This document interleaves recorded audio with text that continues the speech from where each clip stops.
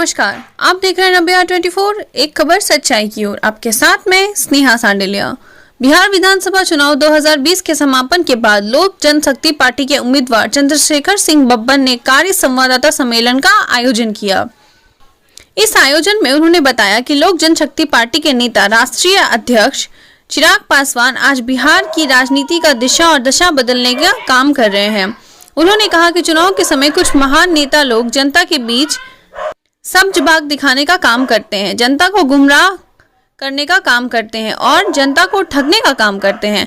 आज भले ही सीट कम हो, लेकिन बिहार में वैसे महान नेताओं को आईना दिखाने का काम किया है। आइए सुनते हैं प्रेस वार्ता करते हुए चंद्रशेखर सिंह बब्बन को। लग रहा है कि इस चुनाव से आप लोग के सामने यह सामने आ गया होगा कि इतना दिन पहले लोजपा को लोग पासवानों का पार्टी समझता था। एक बब्बन सिंह को माननीय चिराग जी ने टिकट दे करके यह दिखा दिया कि ये सभी वर्गों के बीच में इसका जनाधार है और उस पासवान के व्यवस्था से बड़ा रूप धारण करके समाज के सभी वर्गों में लोजपा का जनाधार बढ़ गया।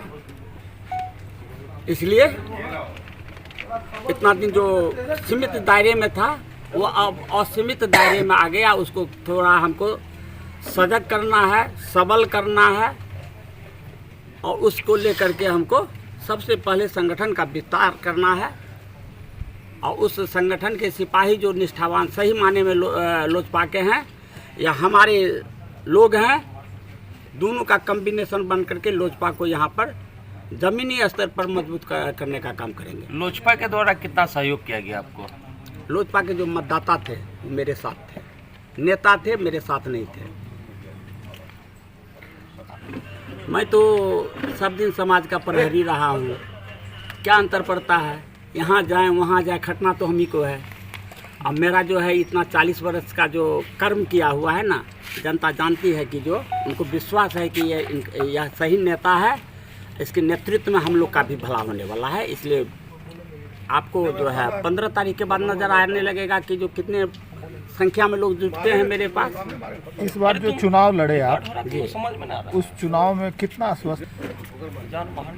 मैं 100% आश्वस्त हूँ और यह क्लियर रूप से जान लीजिए कि जहाँ पर पूरा आज मिला जुला करके हमारे अनुमान में आप लोग को भी जानकारी होगी कि यहाँ पर करोड़ों रुपया खर्चा हुआ इस चुनाव में। सारा शक्ति महाशक्ति इस यहाँ के चुनाव पर अपना बल लगाया, लेकिन उसके बाद भी एनडीए यहाँ पर सफाया हो गया। 10 तारीख को रिजल्ट आ जाएगा। 6 सीट पे या सिर्फ अररिया की बात? हम तो अररिया लड़ रहे हैं अभी। अच्छा, लेकिन हमको अनुमान है कि मैक्सिमम क्षति एनडीए का होगा।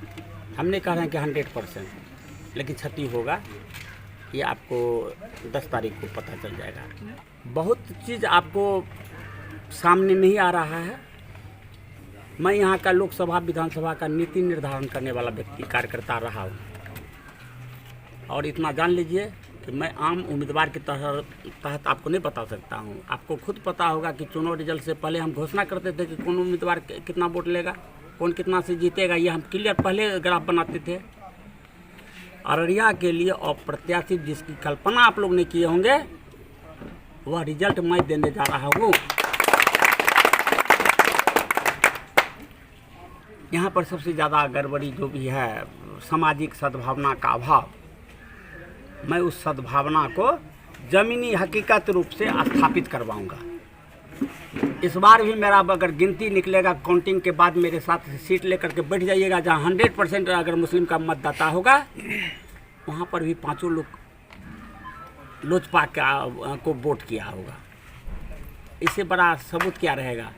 हम इस सामाजिक जो दूरी जिसका राजनीतिकरण कर करके लाभ लेता है छुटभैया नेता, या विधानसभा का चुनाव हो कि लोकसभा चुनाव में हो, जनभावना या लोगों की भावना का ब्लैकमेलिंग कर करके जो लाभ लेता है, उस लाभ को हम रोकने का काम करेंगे। समाज के दोनों वर्गों को जो अच्छे सोच के लोग होंगे उनको स्वसम्मान अपनी व्यवस्था में जगह देंगे और उनको एक जगह लाने का प्रयास करेंगे और प्रत्येक चुनाव में आपको इसका असर भी रिजल्ट भी आएगा।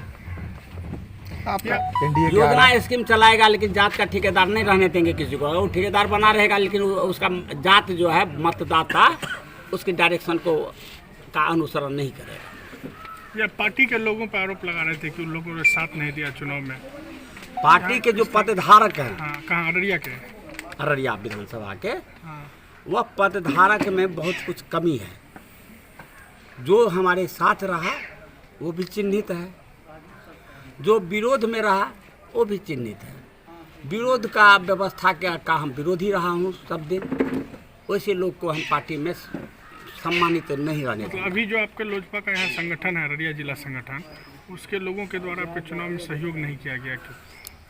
उसमें खास करके जिला अध्यक्ष का और विरोध रहा, ऐसे कहिए विरोध रहा। उन्होंने हम शुरू से कहे कि संगठन का व्यवस्था का एक प्रारूप तैयार करिए, उसके आधार पर जो है चुनाव का मॉनिटरिंग करिए, खटने के लिए हम तैयार हैं।